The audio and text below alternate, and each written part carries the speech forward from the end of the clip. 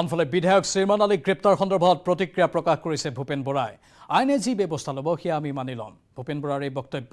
আৰক্ষীয়ে ইমান দিনে কি কৰি আছিল বুলিও প্ৰশ্ন কৰিছে প্ৰদেশ কংগ্ৰেছৰ সভাপতিগৰাকীয়ে।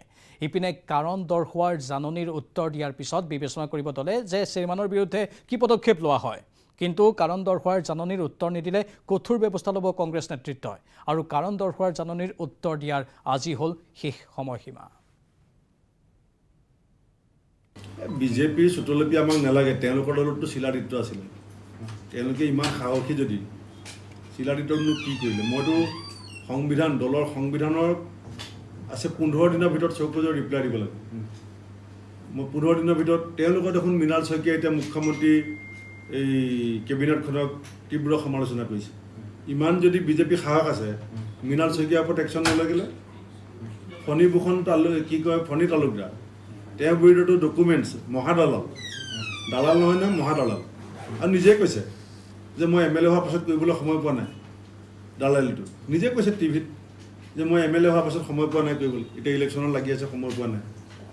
এই মুখ্যমন্ত্ৰী যে দালালবিলাকক ধৰিছিলে, ইমান সাহস আছে যদি মহাদালাল কেইটাক নধৰে কেলৈ মই নাম দি আছোঁ নহয়। আজি আমি যেতিয়া কংগ্ৰেছৰ চৌকজত মুখ্যমন্ত্ৰীৰ লগত উচলনিত কাম কৰে বুলি লিখি দিলোঁ, তেতিয়াহে পুলিচে দেখিছে। তাৰ আগতো আৰু বহুত ডাঙৰ ডাঙৰ কথা কৈছিলে। তেতিয়াতো অসমৰ ৰাইজক কৈছিলে যে this is my commitment to the people of Assam, যে আমাৰ যিদিনাখন চৰকাৰ হ'ব সেইদিনা চেয়াৰমেনে জেলত থাকিব। আৰু যেতিয়া টিভিটো মই উলিয়াই দিলোঁ, চৌকজখনত মুখ্যমন্ত্ৰীৰ নাম লিখি দিলোঁ, এইটোতো ভাৰতবৰ্ষৰ ৰাজনীতিৰ নজিৰবিহীন ঘটনা। অসমৰ সংবাদ মাধ্যমে মোক ধন্যবাদ দিব লাগে। বাধ্যত পৰি আপুনি ক'ব বিচাৰিছে, বাধ্যত পৰি তেওঁ প্ৰকৃত স্বৰূপ ওলাই গ'ল ন, কাৰণ তেওঁ ষ্টেটমেণ্টটো মিলি গ'ল।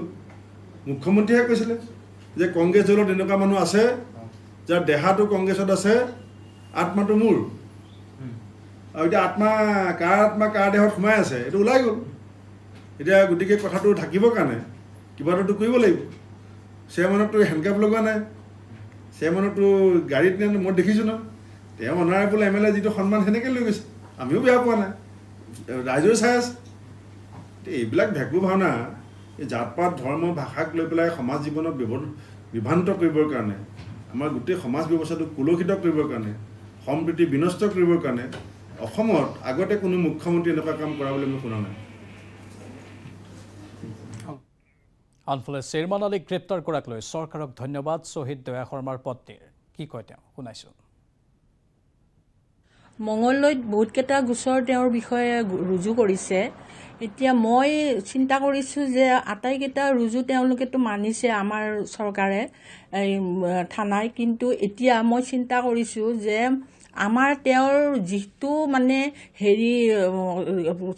তেওঁৰ গ্ৰেপ্তাৰ কৰা বুলিয়ে নহয়, আৰু বেলেগ কঠোৰ শাস্তিও তেওঁক দিব লাগে।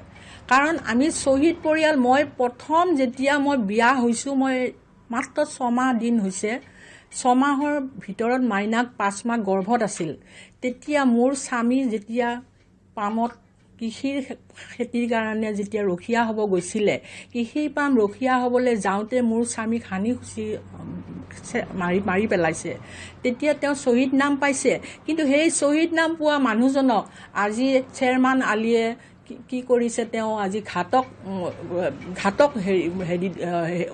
আখ্যা দিছে। কিন্তু সেই ঘাতক আখ্যাটো দিয়াৰ কাৰণে আজি চেয়াৰমেন আলীক চৰকাৰে তেওঁক যিখিনি শাস্তি প্ৰদান কৰিছে, তাৰ শাস্তি প্ৰদানৰ উপৰিও তেওঁক যাতে আৰু কঠোৰ শাস্তি দিয়ে, তাৰ কাৰণে মই মোৰ চৰকাৰৰ ওচৰত মই অনুৰোধ কৰিছোঁ যাতে তেওঁক শাস্তি প্ৰদান কৰে। আৰু আটাই শ্বহীদ পৰিয়াল হৈ মোৰ সতে আটাই অসমৰ যিমান শ্বহীদ পৰিয়াল আছে 855 জন গৰাকী, সেই গোটেইকেইজন শ্বহীদ পৰিয়ালে যাতে তেওঁলোকৰ যে শাস্তি প্ৰদানৰ কাৰণে চৰকাৰৰ ওচৰত অনুৰোধ জনাইছোঁ। আনফালে